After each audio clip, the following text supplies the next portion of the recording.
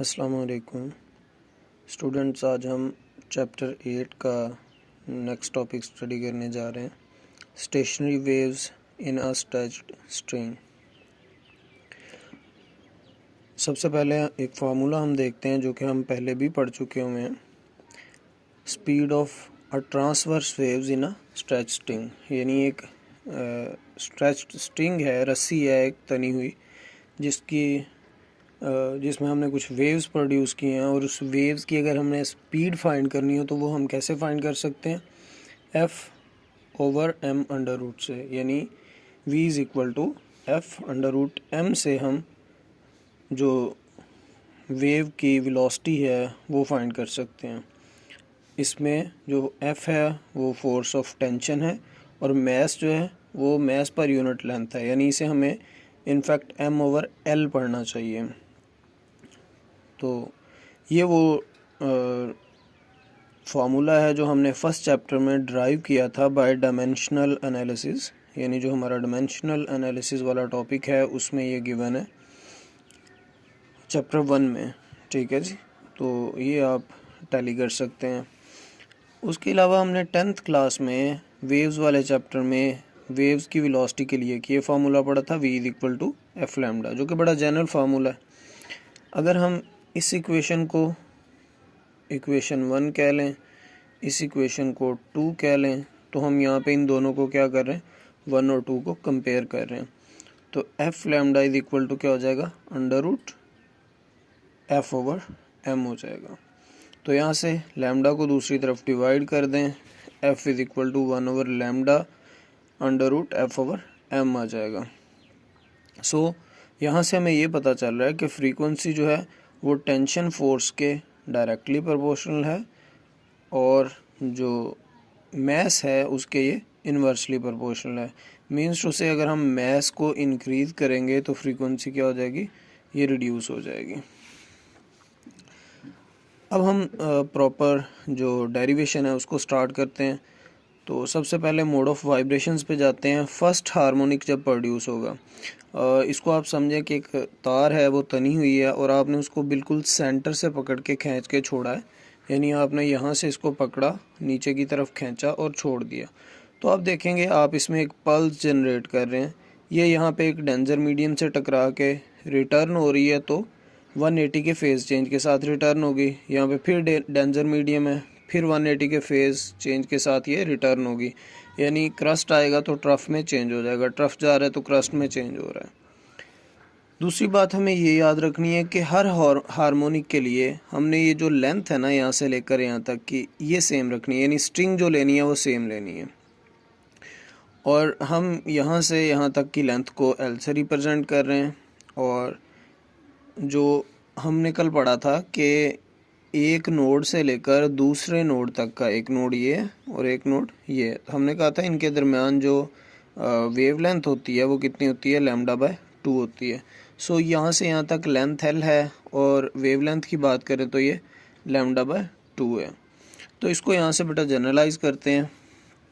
Length जो है वो λ/1/2 हो जाएगी, और यहाँ से 2 को इस साइड पे ले जाएं तो λ1 इज इक्वल टू 2L हो जाएगा। और यहाँ पे हमने इसको 1 के साथ डिवाइड कर दिया है अपना सीक्वेंस जनरेट करने के लिए। हम नेक्स्ट जो सेकंड हार्मोनिक पे जाएंगे तो हम यहाँ पे 2 देखेंगे, थर्ड पे जाएंगे तो यहाँ पे हमें डिवीजन में 3 मिलेगा। अब फार्मूले पे आए तो V is equal to F lambda होता है, तो V is equal to F1 λ1 हो जाएगा। यहाँ पे हम क्या करने जा रहे हैं, फ्रीक्वेंसी की वैल्यू फाइंड करने जा रहे हैं। ठीक है जी, यहाँ पे हमने फ्रीक्वेंसी फाइंड करनी है। तो F1 की वैल्यू आपके पास क्या आ जाएगी, लैम्डा की वैल्यू पुट करें यहाँ से λ1 की, तो ये 2L/1 हो जाएगी। तो F1 जो है वो बराबर आ जाएगा V/2L के। क्लियर है, ये आपने माइंड में रखना है। हमने ये F1 के लिए वैल्यू ड्राइव की है, और ये वैल्यू हमारे पास किसके लिए आई है, λ1 के लिए। ये हम दोनों वैल्यूज़ को नेक्स्ट भी देखेंगे। नेक्स्ट आते हैं जी सेकंड हार्मोनिक पे। तो ये हमारे पास सेकंड हार्मोनिक है, यानी इसमें हमारे पास 2 लूप्स जनरेट हो रहे हैं, और इसमें वही वायर है, वही रस्सी है, वही तार है, इसको हमने अब 1/4 डिस्टेंस से पकड़ के खींच के छोड़ा था, तो आपको इस तरह से 2 लूप जनरेट होते नज़र आएंगे। यहाँ पे भी लेंथ हमने सेम रखी है और हमें पता है एक नोड से दूसरे नोड तक का जो फासला है वो λ/2 होता है। इसी तरह इस नोड से इस नोड तक का फासला भी λ/2 होगा। तो लेंथ जो है वो किसके बराबर होगी, λ/2 प्लस λ/2। तो हमने λ/2 प्लस λ/2 कर लिए, ठीक है जी। नेक्स्ट अब आप देखें कि इनको ऐड अप करें तो ये 2λ/2 हो जाएगा, यानी लेंथ हमारे पास ये आ गई। यहाँ से λ/2 की वैल्यू को सेपरेट करें तो 2l/2 हो गया है। प्रीवियस में हमने पढ़ा था λ1 = 2l/1 आया था। तो यहाँ से फ्रीक्वेंसी फाइंड करने जाते हैं, v = f2λ2। f2 को सेपरेट करें तो v/λ2 हो जाएगा। λ2 की ये वाली वैल्यू हम यहाँ से पुट कर देंगे यहाँ पे। तो ये हमने 2l/2 वैल्यू पुट की। इसको थोड़ा सा रीअरेंज करें, इस 2 ने ऊपर चले जाना है यहाँ से, तो इसको हमने सेपरेट कर लिया। अंदर v/2l = f2 आ गया। तो यहाँ पे आप ये भी नोट कर रहे होंगे कि ये वैल्यू किसकी है, f1 की वैल्यू है। तो इसकी जगह पे हम क्या लिख सकते हैं, f1 लिख सकते हैं। तो हमारे पास एक जो फार्मूला है वो जनरेट हो जाएगा, f2 = 2f1। क्लियर है जी। इसी तरह थर्ड हार्मोनिक की हम बात करें तो ये आपके पास क्या आ जाएगा कि हमने रस्सी को अब 1/6 पोर्शन थे, पहले सबसे पहले फर्स्ट हार्मोनिक जनरेट करने के लिए हमने 1/2 से उसको प्लग किया था, नीचे की तरफ खींचा था। जब 2 हार्मोनिक प्रोड्यूस किए तो हमने 1/4 पोजीशन से इसको प्लग किया था। अब हम इसको यहाँ से पकड़ के खींचेंगे, ये इसकी 1/6 लेंथ होगी, यानी टोटल लेंथ का छठा हिस्सा होगा जहाँ से पकड़ के इसको खींच के छोड़ेंगे। तो हमारे पास 3 हार्मोनिक जो है वो जनरेट हो जाएंगे। तो यहाँ पे फिर से ये नोड्स जनरेट कर लें, ये नोड, ये नोड, ये नोड और ये नोड। हर 2 नोड्स कंजेक्टिव के दरमियान जो फासला है वो किसके बराबर होता है, λ/2 के। यहाँ पे भी λ/2 है और यहाँ पे भी λ/2 है। तो टोटल लेंथ जो है वो λ3/2 प्लस λ3/2 प्लस λ3/2। थर्ड हार्मोनिक है तो हम इसे λ3 कह रहे हैं। तो टोटल लेंथ क्या आ जाएगी, 3λ3/2 आ जाएगा। यहाँ से λ3 की वैल्यू फाइंड करें तो वो क्या आ जाएगी, 2l/3। तो ये भी आपने नोट किया होगा कि प्रीवियस में हमारे पास यहाँ पे 2l/2 आया था और उससे प्रीवियस में 2l/1 हमने खुद लिखा था। अब फ्रीक्वेंसी फाइंड करने जा रहे हैं हम। यहाँ पे फ्रीक्वेंसी फाइंड करनी है तो वो कैसे करेंगे, v = f λ का फार्मूला सिंपल यूज़ होगा। चूँकि हार्मोनिक थर्ड यूज़ कर रहे हैं तो f3λ3 लिखेंगे। यहाँ से f3 को सेपरेट करेंगे, λ3 दूसरी तरफ डिवाइड हो गया। λ3 की ये वाली वैल्यू हम यहाँ से उठाएंगे और इसको यहाँ पे पुट कर देंगे। यहाँ पे जब हम वैल्यू पुट करेंगे 2l/3 तो 3 यहाँ से ऊपर चला जाएगा, इसको हमने स्पेयर कर लिया और ब्रैकेट में हमारे पास v/2l आ गया। तो जो किसके बराबर था हम पहले भी पढ़ चुके हैं, f1 के बराबर था। इसकी जगह पे हमने f1 लिख दिया। तो f3 हमारे पास किसके इक्वल आ गया, 3 × f1 के।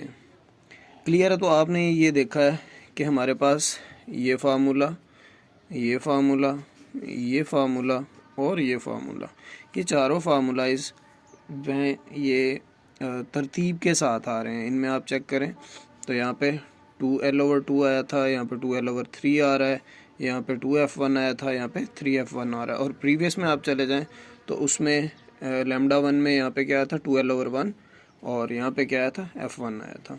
तो अब हम रिज़ल्ट्स को कंक्लूड करते हैं और इनकी ऑब्जर्वेशन देखते हैं।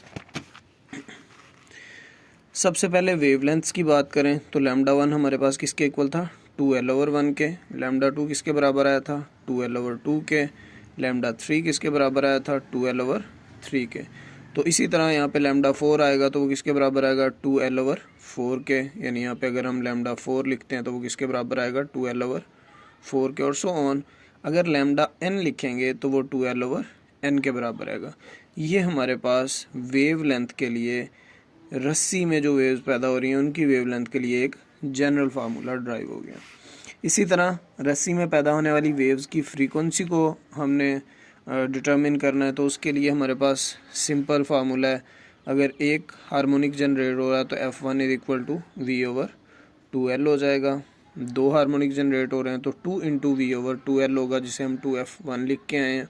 इसी तरह थर्ड हार्मोनिक के लिए 3 into V/2L is equal to 3F1 आ रहा है।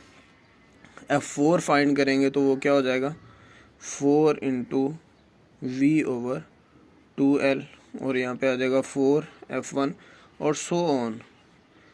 यहाँ पे हमारे पास अगर nth हार्मोनिक के लिए हमने फ्रीक्वेंसी फाइंड करनी है तो वो क्या हो जाएगी, n इंटू V/2L, जो कि किसके बराबर आएगा, n इंटू F1 के, जो कि हम पहले पढ़ चुके हैं।